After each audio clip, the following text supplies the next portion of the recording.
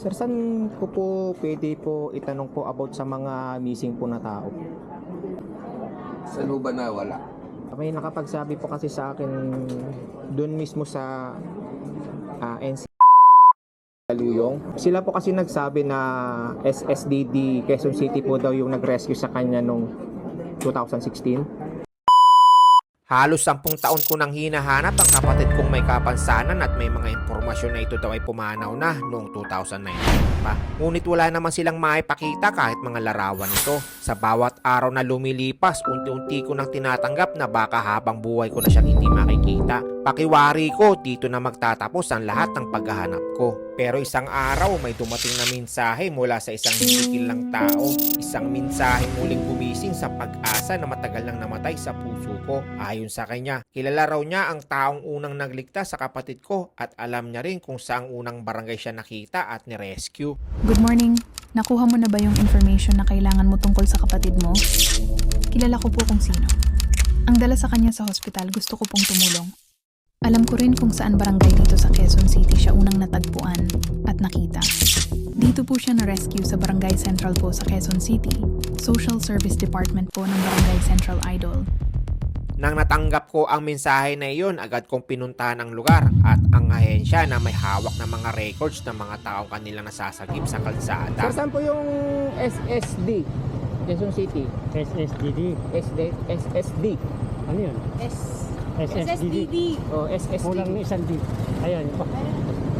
Doon po. Ayan, pangalawang ano na yan. Ngunit habang papasok ako sa isang opisina ay napansin ko ang mga litratong nakapaskil sa kanilang bulletin board. Mga impormasyon at mukha ng mga taong hanggang ngayon ay nawawala at patuloy pa rin na hinahanap ng kanilang mga pamilya na gaya ko. At nang nakapasok ako sa isang opisina ay napabuntong hininga ako dahil ito na ang huling pag-asa ko para malaman ang katotohanan. Kung totoo ba talagang pumanaw na ang aking kapatid noong 2019, meron kaya akong makukuhang impormasyon o larawan para makumpirmado ko na ang kapatid ko talaga ang kanilang na-rescue noong 2016 at pumanaw noong 2019.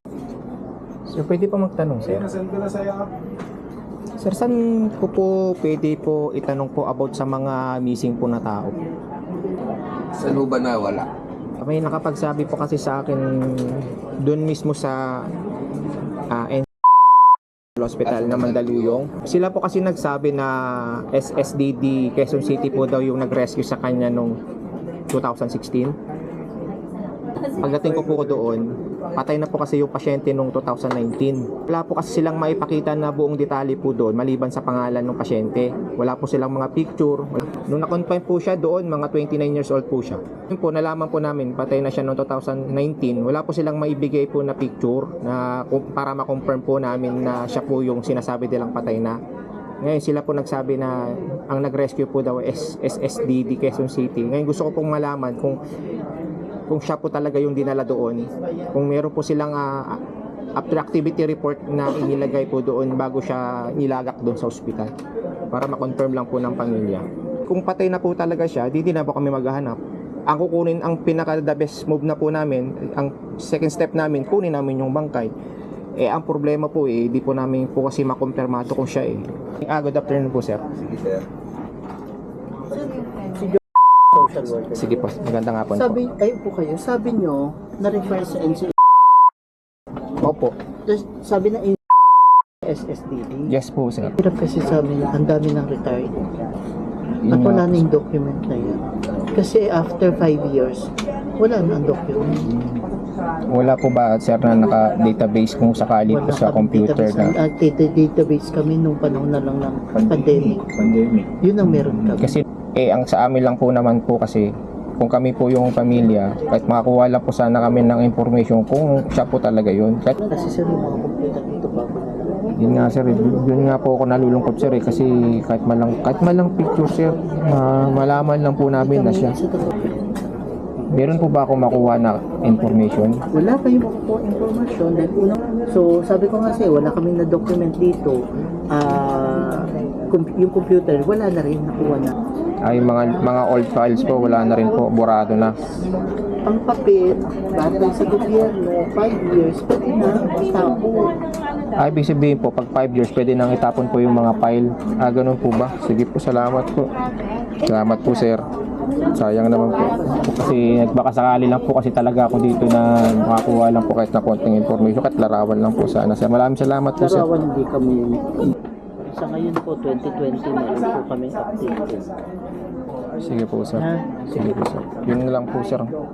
Maraming salamat. Pwede na. Pagkatapos ng aking pagtatanong kahit walang nakuwang magandang kasagutan at impormasyon, nagpapasalamat pa rin ako sa kabila ng pagkadismaya at kalungkutan dahil sa resulta. At habang palabas ako ng opisina, pakiramdam ko ay lalo bumigat ang lahat. Ang bawat sagot na narinig ko ay tila unti-unting sumisira sa natitira kong pag-asa. Wala na raw mga records na dispose na ang mga lumang dokumento. Ang mga empleyadong dating may alam ay matagal nang nagretiro. Noon daw ay wala pang maayos na database at ang mga lumang computer na ginamit noong 2016 ay tuluyan ng nasira kasama ng mga electronic files na maaari naglalaman ng mahalagang impormasyon. Napahinto ko sandali sa may pintuan habang pilit inuunawa ang lahat ng iyon. Kung ganoon lang kadaling nawala ang mga records ng mga taong nasasagip sa kalsada. Paano naman ang mga pamilyang taon nang naghahanap? Paano makikilala ang isang taong pumanaw na kung pati ang bakas ng kanyang pagkatao ay unti-unti na ring nawawala? Paano makukumpirma ng isang pamilya na siya nga ang kanilang mahal sa buhay kung wala ng larawan, dokumento o kahit anong matibay na basihan? Napakasakit isipin sa isang iglap maaaring mabura ng panahon ang tanging pag-asang pinangahawakan ng isang pamilya. Hindi sapat ang simpleng salitang wala na pong records, wala na sa mga taong matagal nang nabubuhay sa pananabik at pangungulila. Dahil para sa amin, hindi lamang ito tungkol sa papel o file na nawawala. Ito ay buhay ng isang taong mahal namin, isang kapatid, isang anak, isang parte ng pamilyang kailanman ay hindi namin kinakalimutan. Umalis akong puno-puno ng panghihinayang para bang gusto na lang nilang sabihin na tanggapin na lang namin na wala na talaga siya kahit wala namang malinaw na katibayan. Ngunit paano ako titigil ko ang puso ko ay patuloy na naghahanap ng sagot? Paano ko hahayaang matapos ang lahat nang hindi ko man lang siya nakita sa huling pagkakataon? Kaya hindi ako susuko. Patuloy kitang hahanapin sa bawat lumang record, sa bawat ospital, sa bawat pangalan na maaaring konektado sa iyo. At kung totoo mang nasa kabilang mundo ka na, nais kong malaman mo na may pamilyang hindi kailanman tumitigil sa pagmamahal at paghahanap sa iyo. Dahil ang tunay na pagmamahal ng pamilya ay hindi nasusukat ng panahon at hindi rin ito kayang burahin ng pagkawala ng mga records at dokumento. Habang may alaala at pag-asa, mananatili kang buhay sa aming mga puso.